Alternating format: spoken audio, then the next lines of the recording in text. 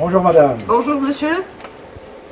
Je m'appelle Michel Brice. Oui, Je suis marié enchanté. avec une fille de Médrol, Oui. mais ce n'est pas cette raison qui me fait venir vous voir, ou plutôt c'est pour témoigner par un livre le travail d'un sculpteur, Paul Petit. D'accord, oui.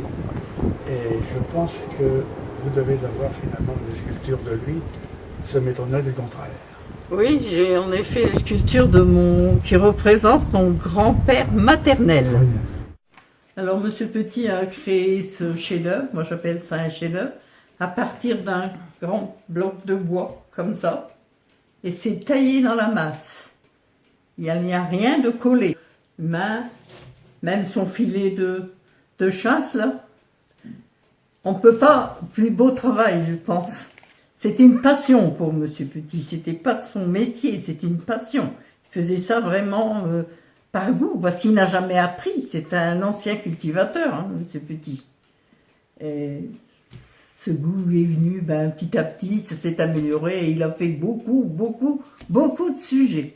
J'en ai retrouvé beaucoup, mais il y en a certains que je n'ai jamais retrouvé, que je ne me rappelle pas, parce que je n'ai peut-être pas tout connu non plus.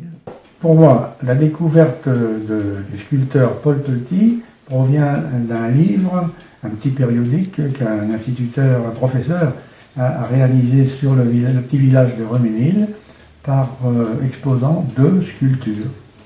J'ai interrogé évidemment ma belle famille, la raison de ces sculptures qui provenaient d'un monsieur de Mézerolles, et donc je me suis mis à la recherche de ce personnage car les sculptures m'apparaissaient vraiment remarquables. Et j'ai rencontré cette jeune dame, autrement dit Jacqueline, qui c'est elle qui portait le lait depuis très longtemps chez ces gens tous les jours, qui fréquentait donc naturellement cette famille et qui progressivement est entrée seule dans l'atelier où Paul Petit sculptait. De là, une mémoire remarquable, d'adresse très particulière, aussi bien dans les environs de Mézerolles que beaucoup plus éloignés, qui fait que nous sommes partis ensemble souvent à la recherche de ces sculptures dispersées. Des premières informations et renseignements, est évident que j'ai commencé à prospecter le village, les environs, d'Oulan, Auxi-le-Château, à Lille, à Paris, à Chartres, à Dreux, à Évreux et à Vichy. Dans un premier temps, je dois dire que personne ne m'a demandé d'où je tenais l'information pour frapper à leur porte et leur dire que je cherchais finalement à rendre hommage par des photos aux sculptures qu'elle pouvait posséder de Paul Petit. C'est ainsi que j'ai découvert qu'il avait travaillé l'ameublement, la pêche, la chasse, le culte, la vie rurale et puis aussi l'histoire.